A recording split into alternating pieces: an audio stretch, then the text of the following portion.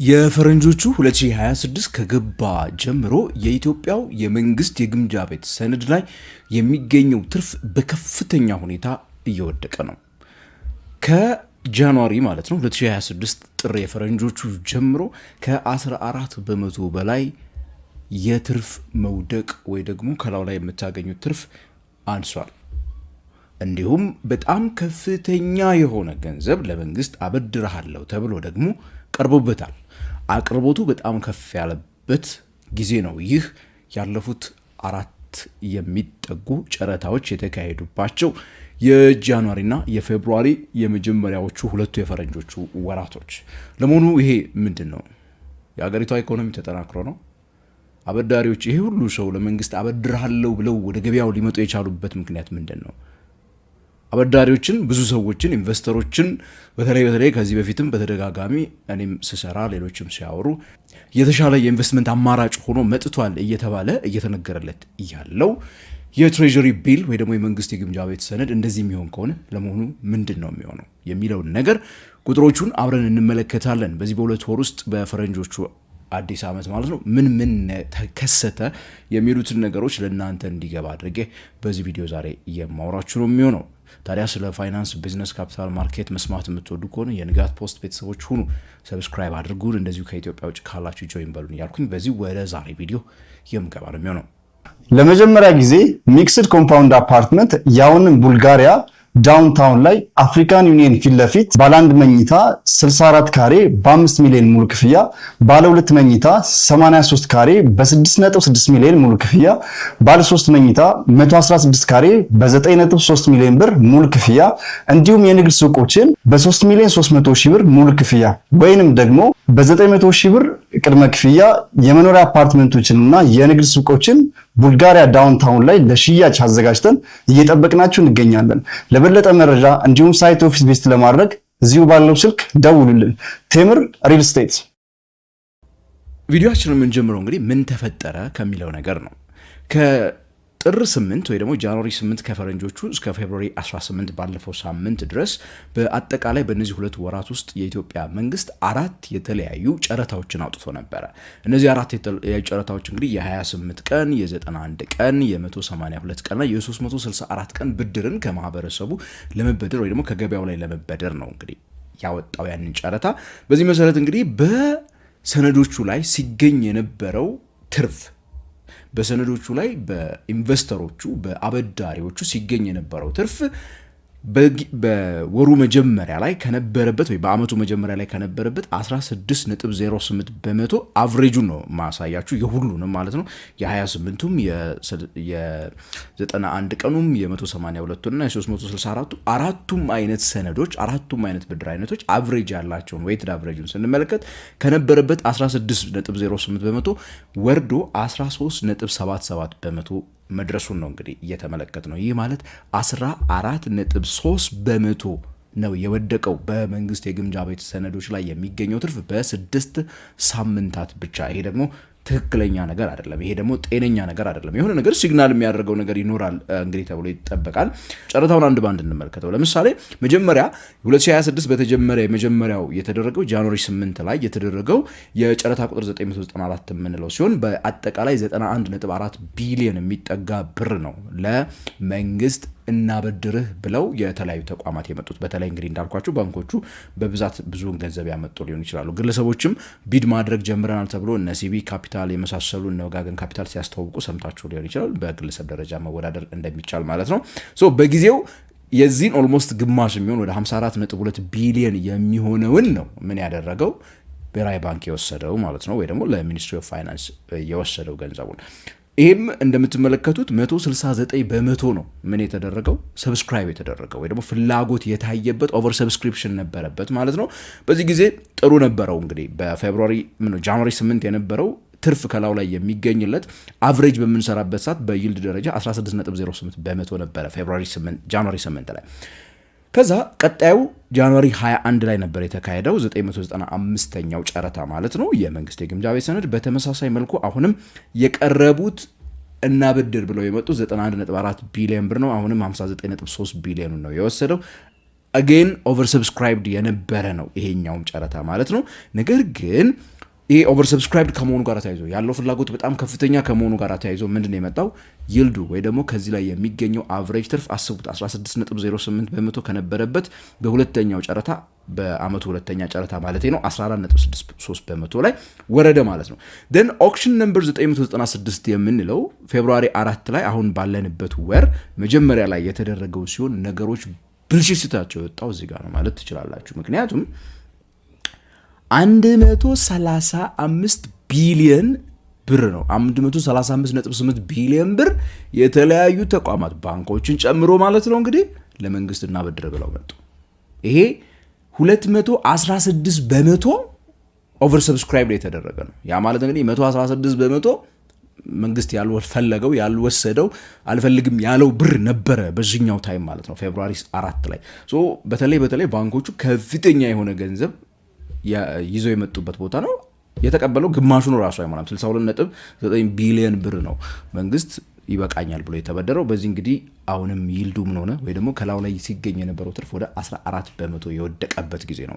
የሊኩዊዲቲ ፍለድ የመጣበት ገንዘብ በተለይ ወደ ብሔራዊ ባንኩ ወይ ደግሞ ጨረታውን እየሸጠ ላለው አካል በስፋት የቀረበበት ጊዜ ይሄኛው የፌብሩዋሪ 4 ነው። ያ እንግዲህ የዛ እንትን በሚመስል መልኩ የዛ ሬዚዱዋል በሚመስል መልኩ ፌብሩዋሪ 18 ላይ ተደርጎ የነበረው በእነዚህ አሁን ባልኳችሁ ከአራቱ የመጨረሻው ምን ነው 997ኛው ጨረታ ላይ እንግዲህ ደግሞ 63.4 ቢሊዮን ብር ቀረበ። ያው የመጀመሪያው በሶስተኛው ሳምንት ከነበረው በጣም ወድቆ ነበር ከፌብሩዋሪ 4 ማለት ነው።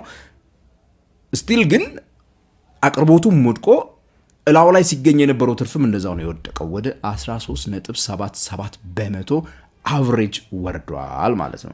ይሄ እንግዲህ እንደምትመለከቱት በከፍተኛ ሁኔታ በሰነዶቹ ላይ ሲገኝ የነበረው ትርፍ እንደወደቀ ያሳየናል። ለምሳሌ ሰነዶቹ ላይ የሚገኘው ትርፍ ደግሞ አሁን የነገርኳችሁ አቨሬጁ ነው። ሁሉም አንድ ላይ ስትደምሯቸው ከነበሩበት 16.08 ወደ 13 በመቶ አካባቢ ወርደዋል ብያቸዋለሁ። ኢንቨስት በምታደርጉበት ሰዓት እኔና እናንተ ወር ደግሞ ኢንቨስት የሚያደርጉ ሰዎች ደግሞ ኢንቨስት ሲያደርጉ የተለያዩ አይነት ኢንቨስትመንት አይነቶች አሏቸው። 28 ቀኑ ላይ የሚያተኩራለ በተለይ ባንኮቹ ምናምን እነዚህ ገንዘቡን ቶሎ የሚፈልጉ አካላት እዛ ጋር ሊያደርጉት ይችላሉ። ሜቢ ለግለሰብ ኢንቨስተሮች ረጃጅም ጊዜ ወይ ደግሞ ኢንሹራንስ ተቋማቶች የጡረታ ሚኒስቴር እና የመሳሰሉ ድርጅቶች ደግሞ ረጅም ጊዜ ይፈልጋሉ።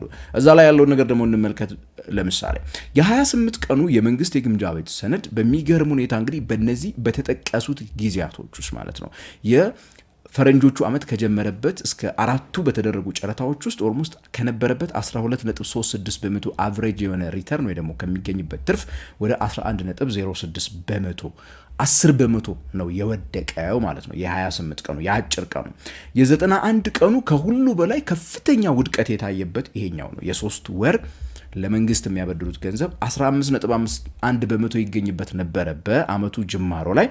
አሁን ግን 12.51 በመቶ ነው። ያ 19.4 በመቶ ከፍተኛ የሆነ ውድቀት ያስታየው ይሄኛው ነው። ይሄኛው በዋናነት በነገራችን ላይ 91 ቀኑ ላይ አብዛኛዎቹ ባንኮች ገንዘባቸውን ወስደው ፓርክ የሚያደርጉበትና ፕላናቸው ጋር እንዲሄድ አድርገው በብዛት የሚገዙት እችኛዋን ሰነድ ነው ይባላል።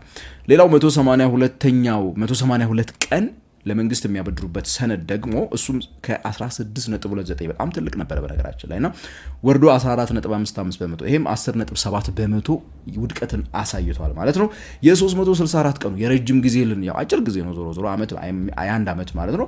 ይሄኛውም ቢሆን ከነበረበት በጣም ትልቅ ከነበረ ትርፍ ብዙ ጊዜ ሜቢ ለሪቴይል ገንዘብ ካላችሁ አንድ ዓመት የሚቀመጥ ገንዘብ ካላችሁ either fixed income ምድረው የፊክስድ ታይም ዲፖዚት የሚሰጧችሁ ባንኮች ጋር ሄዱ ወይ ደግሞ እዚህ ሄዳችሁ ማስቀመጥ ትችላላችሁ። ምን ነው በተደጋጋሚ ይሄኛው ነው 17.52 በመቶ ድረስ ትርፍ ይገኝበት ነበር።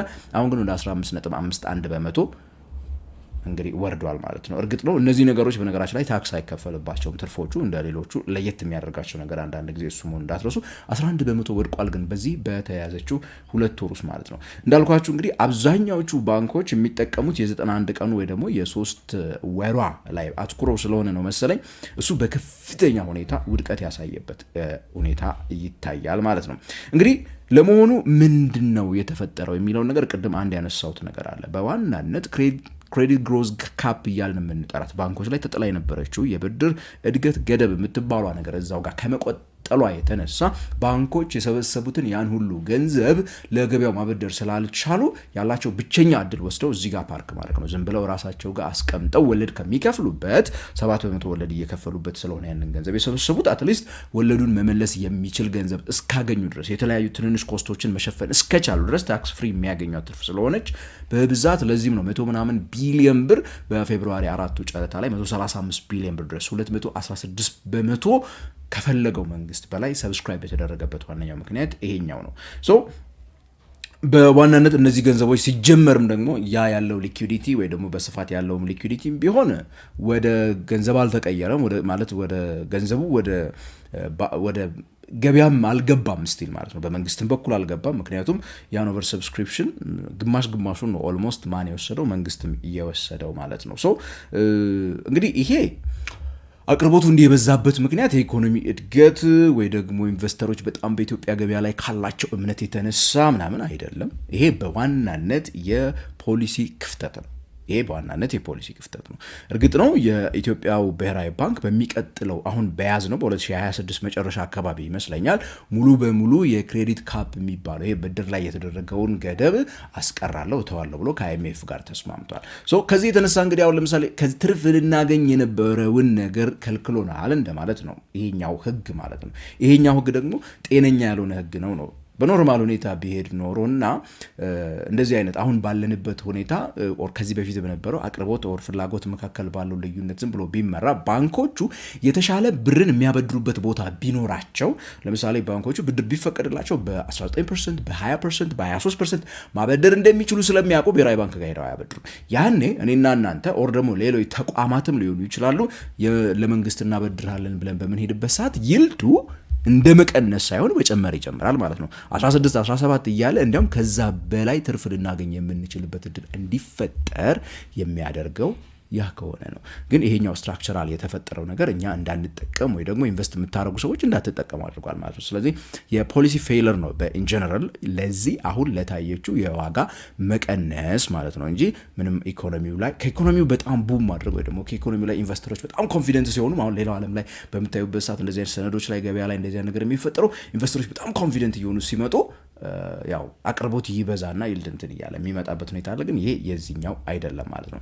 ኢንጀነራል ግን ይሄ ምን ማለት ነው በምንልበት ሰዓት ለባንኮች እንግዲህ ያው ለባንኮች ስቲል ጥሩ ነገር ነው። ለባንኮች ብሩን ይዘውት ያን ሁሉ ገንዘብ ይዘው ማበደር ስላልተከለከሉ ድሮ ቢሆን ኖሮ የት ያውሉት ነበር? ድሮ ቢሆን ኖሮ ጭራሽ የሆነች የተወሰነች ፐርሰንት ብቻ ነበር ትርፍ የሚያገኙበት። ይሄኛው ግን አትሊስት ኪሳራ ራሳቸውን እንዲታደጉ ያደርጋቸዋልና ለተበዳሪዎች ለምሳሌ ባንክ ላይ ሄዳችሁ ብድር መበደርን የምታስቡ አካላት ምናምን ለነዚህ እንግዲህ ስቲል አሁንም ቢሆን ብድር እንደሚቀንስ ያው ያሳያል ማለት ነው። የብድር አቅርቦቱ በሚቀጥሉት ጊዜያት አሁን በፊታችን ባለው እስከ ሰኔ እስከ መስከረም ባለው ስቲል እንደዛው እንደሚቀጥል ከሆኑ የምንረዳበት አይነት ማሳያ አለው። ከዛ ባለፈ ለመንግስት በጣም ጥሩ ነው። ለመንግስት እንግዲህ የሚበደርበትን ዋጋ አሁን እንደምትመለከቱት ምን እያደረገለት ይመጣል? እየቀነሰለት ይመጣል። ከ16 የነበረው አቨሬጅ ዋጋው ወርዶ 13 በመቶ ደርሶለታል የሚከፍልበት ማለት ነው እንደወለድ አድርጎ።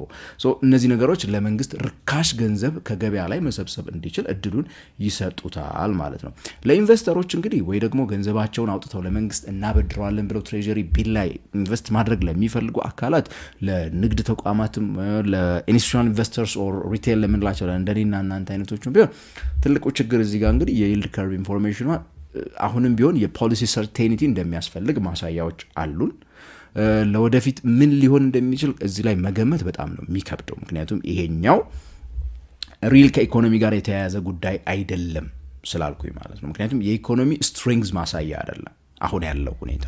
አሁንም ያለው ሁኔታ ከፖሊሲ አንስቴብል ከመሆን አንጻር የተፈጠሩ ነገሮች ስለሆኑ ማለት ነው። ይልቅስ ከኢኮኖሚ ስትረስ አንጻር ለምሳሌ ኢንፍሌሽን እንዲዳከም ስለሚፈለግ ከተወሰዱ እርምጃዎች ጋር ተጣጥሞ የመጣ ነው እንጂ ኢኮኖሚው በጣም እንትን ስላልሆነ ትንሽ ዲስቶርሽን አለው፣ የማርኬት ዲስቶርሽን አለው። ስለዚህ እንግዲህ እንደዚህ አይነት የማርኬት ዲስቶርሽኖች ለወደፊት ኢንቨስት ማድረግ በምታስቡበት ሰዓት እንግዲህ ፖሊሲ ሜከር የሚያደርገው ነገር እንደዚህ አይነት ተጽዕኖች ያመጣባቸዋል ማለት ነው። አያችሁ ይልድ ይሄን ያህል አገኝበታለሁ በፐርሰንት ብላችሁ አስባችሁ የያዛችሁት ገንዘብ እንዳጋጣሚ እንዲሊሆንባችሁ ይችላል በመንግስት ወይ ደግሞ በብሔራዊ ባንክ በሚወስናቸው ወይ ፖሊሲ ሜከር በሚወስናቸው ውሳኔዎች ማለት ነው። እንግዲህ በአጭር ጊዜ ምን እንጠብቅ ካላችሁ ይልዱ ሜቢ እንደዚሁ ሊቀጥል ይችላል ብዬ አስባለሁ። እርግጥ ነው የሊኩዊዲቲዋ ወይ ደግሞ የቀረበው ገንዘብ ቢድ ኦፈሩ ከነበረበት 135 ቢሊዮን ወርዶ ወደ 60 ምናምን ሆኗል በፌብሩዋሪ 4 እና ፌብሩዋሪ መጨረሻ አሁን በቅርቡ ባለፈው ሳምንት በተደረገው መካከል ያ የሚቀጥል ከሆነ ሜቢ አቅርቦት እየቀነሰ ከመጣ ይልዱ